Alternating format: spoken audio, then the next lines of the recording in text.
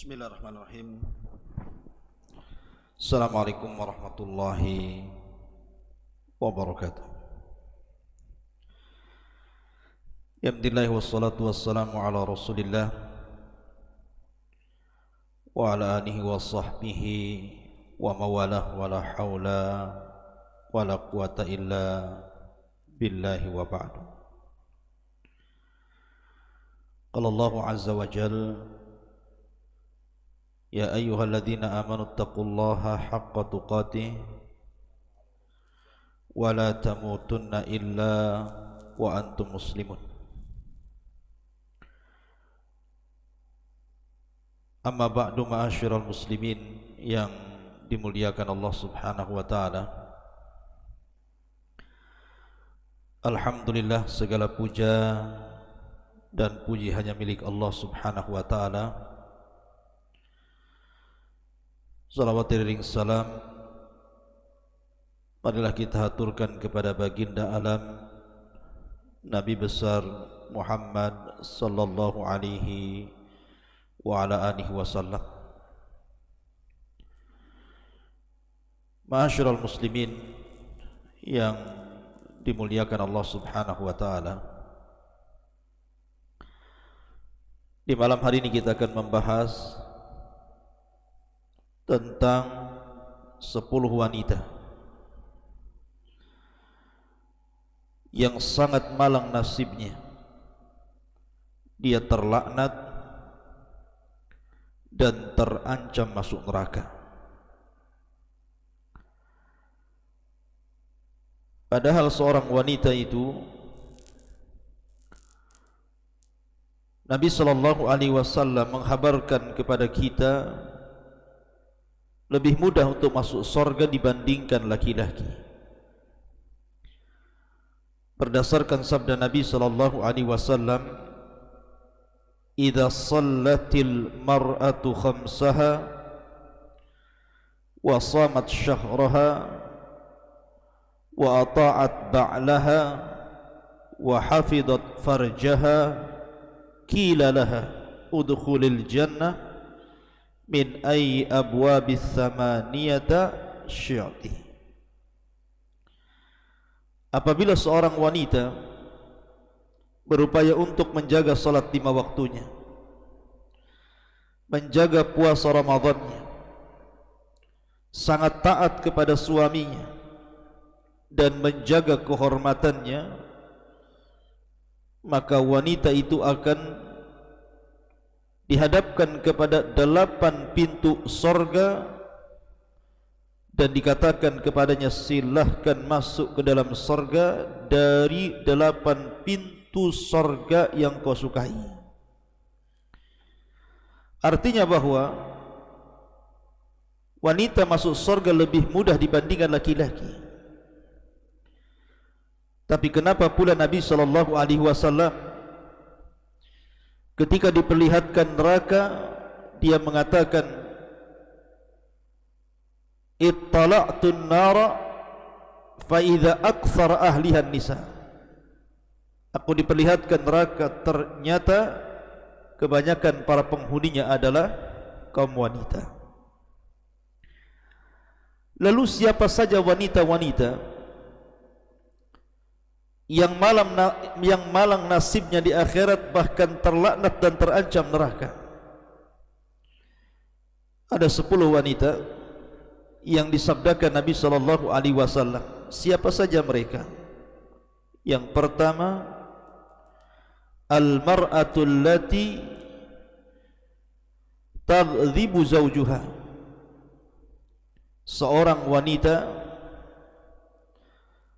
yang suaminya marah kepadanya, dan itu berdasarkan hadis Abi Hurairah radhiyallahu an. Nabi sallallahu alaihi wasallam bersabda, "Idza da'a ar-rajulu imra'atahu ila firashihi fa'abat fabata ghadban 'alayha la'anatha al-malaikatu hatta tusbiha." Rawahul Bukhari. Apabila seorang suami memanggil istrinya untuk berhubungan suami istri, tiba-tiba kemudian wanita itu atau si istri itu menolak ajakan suaminya, sehingga suaminya marah, sehingga dia tertidur di atas kemarahannya, maka para malaikat akan melaknat wanita itu sampai di waktu subuh. Hadis ini dikeluarkan Imam Bukhari. Subhanallah. Jadi Allah Subhanahu wa ta'ala ketika menciptakan malaikat, maka ada malaikat-malaikat itu yang bertugas dan ditugaskan Allah hanya untuk melaknat. Dan salah satu orang yang akan dilaknat para malaikat adalah wanita yang membuat emosi suaminya, yang membuat marah suaminya. Ini yang pertama. Yang kedua, nisaun kasiyatun ariyah, wanita yang berpakaian tapi telanjang. Dan itu berdasarkan Abi Hurairah radhiyallahu an, Nabi sallallahu alaihi wasallam bersabda, sinfani min ahli nar lam arahuma. Ada dua kelompok, kata Nabi sallallahu alaihi wasallam, termasuk penduduk neraka, dan aku tidak pernah melihatnya. Maksudnya Rasul tidak pernah melihat dua kelompok ini di zamannya. Salah satunya Nabi SAW menyebutkan kelompok ini, wanisaun kasiyatun ariyatun mumilatun ma'ilatun ru'usuhunna ka'asnimatil bukhtil ma'ilati la yadkhulnal jannah wa la yajidna rihaha wa inna rihaha la tujadu min masirati kadha wa kadha. Rawahu Muslim. Seorang wanita yang berpakaian tapi telanjang, maknanya dia berpakaian tapi telanjang. Boleh jadi karena mungkin pakaiannya tidak sempurna, hanya mengandalkan kepada gaya dan mode, mengikuti gaya-gaya barat ataupun gaya-gaya orang-orang fasik, atau mungkin pakaiannya kurang tebal sehingga transparan, atau mungkin pakaiannya terlalu ketat sehingga membuat lengkukan-lengkukan tubuhnya. Itulah yang disebut nisaun kasiyat ariyat, yang berjalan melenggak-lenggok seperti punuk unta yang sedang bergoyang. Wanita ini tidak akan dimasukkan ke dalam sorga, bahkan tidak akan mendapatkan baunya sorga, padahal baunya sorga bisa tercapai dari jarak sekian ke sekian. Hadis ini dikeluarkan Imam Muslim. Ma'asyiral muslimin yang dimuliakan Allah Azza wa Jalla, di zaman Nabi sallallahu alaihi wasallam atau di zaman jahiliyah, ketika Allah Subhanahu wa taala berfirman, wala tabarrujna tabarrujil jahiliyatil ula, janganlah kalian berdandan seperti dandanan jahiliyah. Seperti apa dandanan jahiliyah itu? Ada yang mengatakan bahwa dandanan jahiliyah itu karena mereka ketika memakai kerudung nampak rambut di depannya, kemudian nampak lehernya, kemudian menggunakan anting-anting di kaki ataupun gelang di kaki, sehingga kalau berjalan itu terdengar suaranya. Itulah tabarujnya jahiliyah. Tapi di zaman sekarang bukan hanya sekedar membuka leher, membuka depan kepala, bahkan semua kepalanya terbuka, bahkan semua badannya terbuka. Na'udzubillah. Artinya wanita-wanita seperti ini lebih jahiliyah dibandingkan jahiliyah. Dan itu hanya ada di zaman sekarang, tidak ada di zaman Nabi atau di zaman jahiliyah sekalipun. Dan wanita seperti ini terancam oleh neraka. Yang ketiga, al-mutasyabbihat minan nisa'i birrijal, wanita-wanita yang ingin menyerupai laki-laki, Dan itu disebutkan dalam riwayat Bukhari dari Abdullah ibn Abbas radhiyallahu anhuma, Nabi sallallahu alaihi wasallam bersabda, la'anallahu al-mutasyabbihina minar rijal bin nisa wal mutasyabbihati minan nisa'i bir rijal. Semoga Allah melaknat laki-laki yang menyerupai perempuan ataupun perempuan yang menyerupai laki-laki. Lihat di zaman sekarang, pakaian wanita itu terkadang persis seperti laki-laki. Biasanya kalau perempuan itu kan identik pakai abaya, tidak ada lengkukan kakinya, betul-betul lurus pakaian dari atas sampai ke bawah.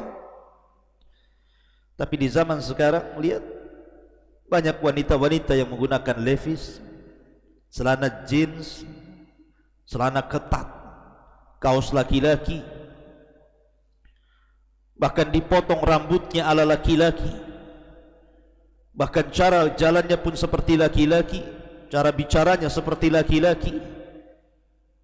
Maka wanita-wanita seperti ini terlaknat, karena wanita ini punya tabiat kelembutan, rasa malu. Itulah tabiat wanita. Ma'asyiral muslimin yang dimuliakan Allah Azza wa Jalla. Kemudian yang keempat, an-nahi'atu, wanita-wanita yang suka niyaha. Apa itu niyaha? Niyaha itu artinya menolak takdir saat orang-orang yang dicintainya meninggal dunia. Boleh jadi ayahnya meninggal dunia, suaminya meninggal dunia, anaknya meninggal dunia, kemudian dia pun meraung-raung, mengguling-gulingkan badannya, merobek-robek pakaiannya, kemudian berteriak-teriak, menangis kencang, menolak takdir. Itulah naiyah. Naihah. Nabi SAW bersabda, laisa minna man latamal khudud wa syaqqal juyub wada'a bidakwal jahiliyah, rawahul Bukhari. Bukan termasuk umatku, kata Rasul, orang yang memukul-mukul pipi, merobek-robek pakaian ataupun pesak ataupun berteriak-teriak ala jahiliyah saat ada musibah yang menimpahnya. Maka niyahah itu tidak dibolehkan, haram hukumnya, karena akan mempengaruhi si mayat, karena akan diazab si mayat itu karena niyahahnya atau tangisan ratapannya orang yang hidup. Makanya dahulu ketika Ummu Sulaim meninggal, putranya Abu Talha namanya Abu Umair yang masih kecil, keluarganya menangis. Maka kata Ummu Sulaim mengatakan, keluarlah kalian. Kalau kalian tetap menangis, keluar kalian dari rumah ini. Ma'asyiral muslimin yang dimuliakan Allah Azza wa Jalla. Kemudian yang nomor lima, al-mar'atu al-mubalaghatu fil haddad. Seorang wanita yang sangat keras hati, seorang wanita yang susah memaafkan suaminya, seorang wanita yang kasar, seorang wanita yang justru dia ingin memegang tampuk kekuasaan rumah tangga, seorang wanita yang egois, seorang wanita yang ingin menang sendiri, seorang wanita yang mengajak bertengkar dengan suaminya. Maka seorang wanita seperti ini juga terancam. Ma'asyiral muslimin yang dimuliakan Allah Azza wa Jalla, bahkan terlaknat. Makanya kenapa Nabi SAW mengatakan, apabila seorang suami dan istri bertengkar, harusnya seorang wanita tidak harus melihat salah siapa, dirinya atau suaminya, tapi wanita yang salihah dan wanita penghuni sorga, dia ambil tangan suaminya dan mengatakan, wahai suamiku, maafkan diriku, aku tidak bisa memejamkan mataku sampai kau memaafkan diriku. Jadilah wanita lembut. Kemudian juga yang nomor 6, al-washimatu wal mustawshimah. Nabi SAW mengatakan, la'anallahul washimah wal mustaushimah. Allah melaknat wanita-wanita yang ditato ataupun wanita-wanita yang mentato dan yang minta ditato, dua-duanya dilaknat. Lihat wanita sekarang, konon katanya tato itu untuk memperindah, mempercantik, yang ada tato ini memfitnah, bahkan merusak ciptaan Allah Subhanahu wa ta'ala. Maka wanita-wanita yang ditato dilaknat, terancam masuk neraka.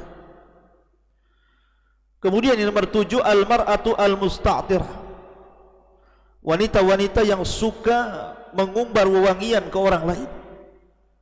Kata Nabi SAW, ayyumam ra'atin ista'tarat thumma kharajat famarrat ala qaumin liyajidu rihaha fahiya zaniyatu.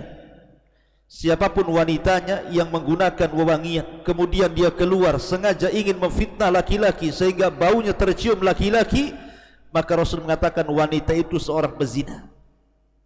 Na'udzubillah.